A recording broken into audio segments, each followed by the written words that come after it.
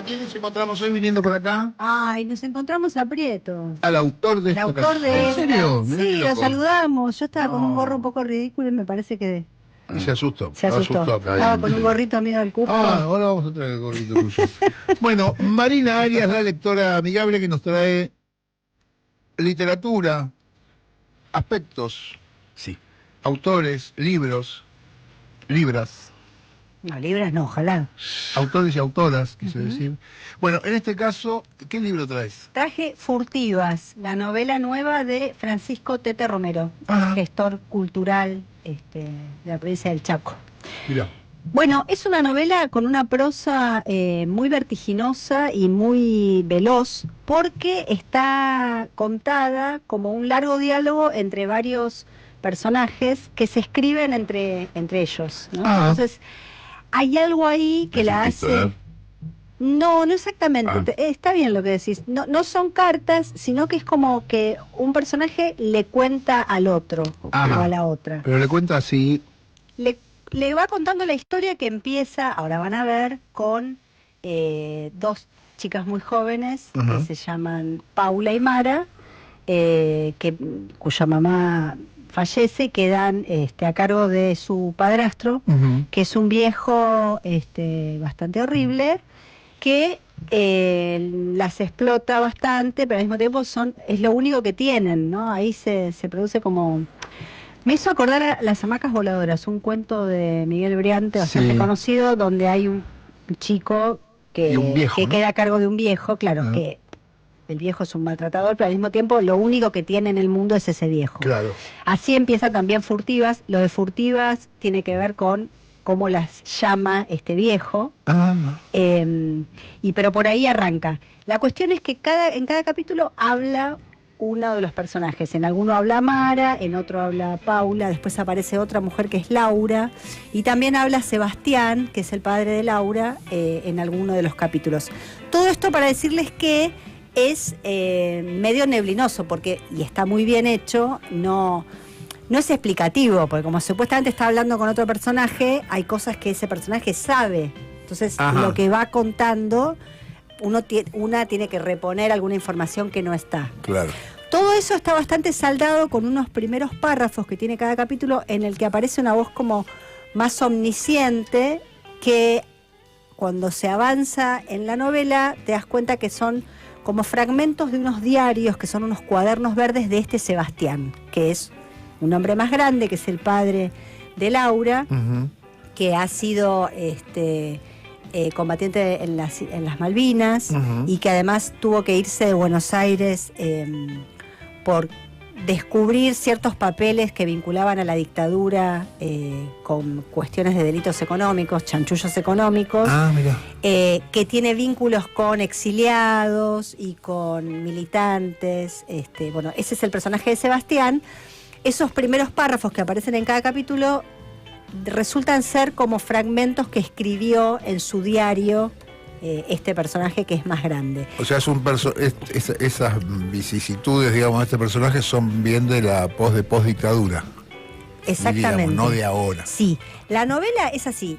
El relato arranca en diciembre del 2001. Sí. En ese momento, Mara y Paula son una piba de 15, una de hecho cumple 15, y la otra es un poquito más chica, y empiezan a trabajar en un prostíbulo, llevadas por el viejo, por el padrastro. Sí.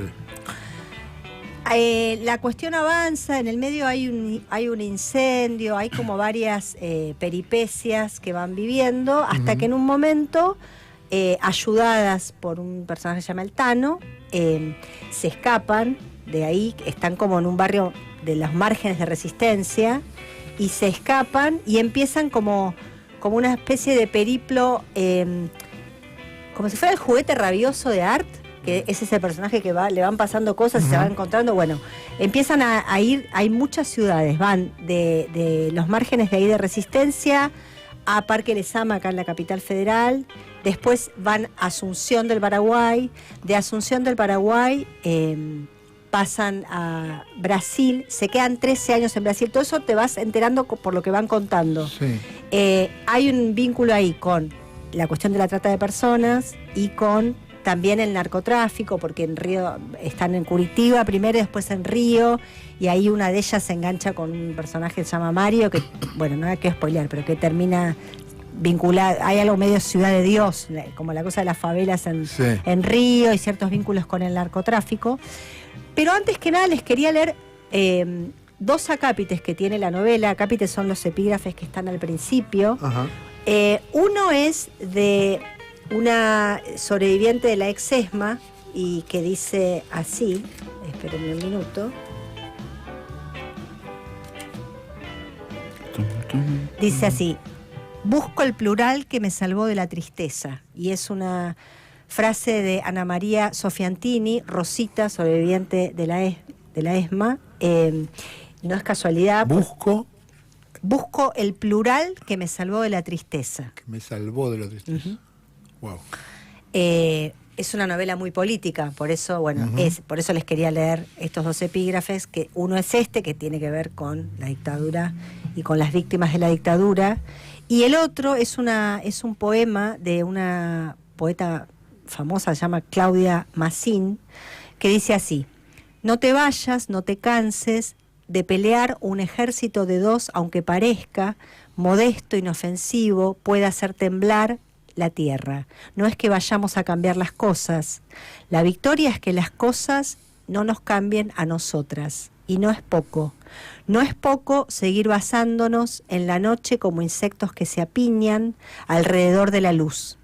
Si vamos a quemarnos, al menos elijamos el fuego, encendámonos nosotras con las manos llagadas que tenemos y que la llaga duela si tiene que doler, pero que sea en nuestros términos, locas, raras, mujeres que olvidaron, contra toda evidencia, cómo deben morir las mujeres, dejándose matar y agradeciéndolo. Este es un poema de Claudia Massín de Bye Bye Blondie, es un fragmento, y está, bueno, está acá porque lo que les decía, que la novela tiene que ver con la trata de personas y con la prostitución. Ellas son, las furtivas escapan, bueno, de este viejo y empiezan como a escapar de muchas situaciones vinculadas a la violencia. Y pasan mucho tiempo en Brasil, después vuelven a Montevideo. En Montevideo hay vínculos con los Tupamaros, ahí hay también toda una cuestión, como un trasfondo ex Tupamaros. Porque esto es de 2001, más, de 2001 en adelante. Más 13 años de exactamente. De este Llega hasta la pandemia. Arranca el 2001 y lo último que cuenta tiene que ver con la pandemia. Eso es lo que ocurre en términos del tiempo cero del relato. Paralelamente, Sebastián cuenta cosas de cuando él era joven y que tienen que ver con cuando se fue de Buenos Aires por las cuestiones de la persecución de parte de la dictadura. Claro. O sea, todo el tiempo ahí se mezclan cuestiones históricas, pero de alguna manera da cuenta de un montón de hechos y acontecimientos de la historia argentina. Hay una mención también al levantamiento de la Tablada, sobre todo por estos contactos que tiene Sebastián, que son muchos de los que ayudan a estas 2 mujeres y a Laura también, a la hija de Sebastián, en su huida de varias situaciones que tienen que ver también, les vuelvo a decir, con el narcotráfico, con un, bueno, no pero quiero... siempre vuelven a caer, parece que siempre vuelven Están siempre a caer. rajando, claro. Siempre, en algún momento... Pues salen de una y o les cae otra o se meten en otra. Exactamente, lo que estás diciendo me viene bien para contarles que lo de furtivas se lo pone el viejo, le dice furtiva y furtivita a las 2 pibas.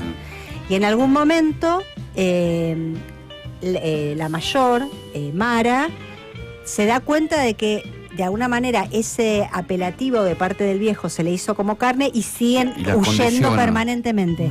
Y están condicionadas por esta idea de que son alguien que está escapando. Y cuando toma conciencia de eso, bueno, hace otra cosa. Por eso tiene una vuelta de tuerca, no la quiero, vuelvo a decir, spoilear, pero tiene una vuelta de tuerca muy esperanzadora la novela. Con todo ese trasfondo de marginalidad, de bueno, un montón de cosas horribles. ¿Es una novela de mujeres?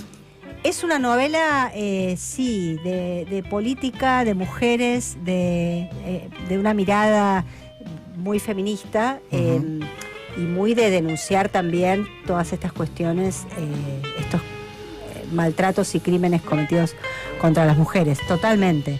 Pero bueno, cuando logra sacarse, es darse cuenta de que está como condicionada por ese Sí. sobrenombre, Ajá. que ahora les voy a leer un pedacito donde está explicado el principio de por qué esto de furtivas, Ujú. hace otra cosa con su historia. Entonces es como por un lado una tragedia, hay algo está circulando como algo de que bueno, tendría que terminar mal, Claro. que estaban como marcadas para que termine mal, pero gracias a tomar cierta conciencia de esto, hay una vuelta de tuerca esperanzadora. Que, Ok. que O sea, digamos, se escapan del destino. digamos. Hay exactamente, un se escape. escapan del destino. Les voy a leer un pedacito de la novela, de paso les muestro A ver. cómo es la prosa. Dice así: recuerdo ahora la primera noche, un viernes lluvioso, unas horas antes de que cumpliera los 15, el 29 de diciembre de 2001. Ahí está el principio. Esa fue la primera vez que pisé las ruinas de la Fabril, por la avenida 9 de Julio al 2800 y pico. Había sido, nos dijo el viejo, la primera fábrica aceitera del Chaco, y parecía una mini ciudad de hace 50, 60 años, con calles y casonas para los jefes y casitas para los empleados, pero casitas lindas y galpones. Todo eso, sí, pero todo semidestruido, como abandonado. Todo era un quilombo por esos días, todo había estallado por los aires y no había un mango en la calle. Pero yo no sabía nada de que en ese lugar, en la Fabril, digo, había empezado a funcionar un club de trueque humano que estaba abierto, llueva o truene, desde que se ocultaba el sol hasta que dejaba de ser noche. La Pau menos, porque la que cuenta esto es Mara. Ajá. Al viejo no solo lo conocían, sino que parecía ser uno de los tipos que, si no manejaban esa mierda, al menos tenía su mando importante allí. Porque ni bien llegamos con una lloviznita que traía más calor que el que ya veníamos soportando, ni bien atravesamos el gran portón rojo desteñido de entrada, luego de que el viejo dijera la contraseña, ábrete sésamo, y el negro grandote que hacía de patovica nos hiciera señas de que podíamos pasar, dos tipos de la edad del viejo se le acercaron, le dieron la mano y nos miraron con ojos bien babosos. El viejo atajó por ese momento esas miradas y les anunció que era mi cumpleaños. Bueno, y ahí arranca y le empieza a decir furtiva y furtivita. Ajá. Como se darán cuenta, toca muchísimas cosas la Sí, novela, claro. ¿no? Cuestiones históricas, cuestiones más actuales, maltratos de otras épocas, maltratos actuales.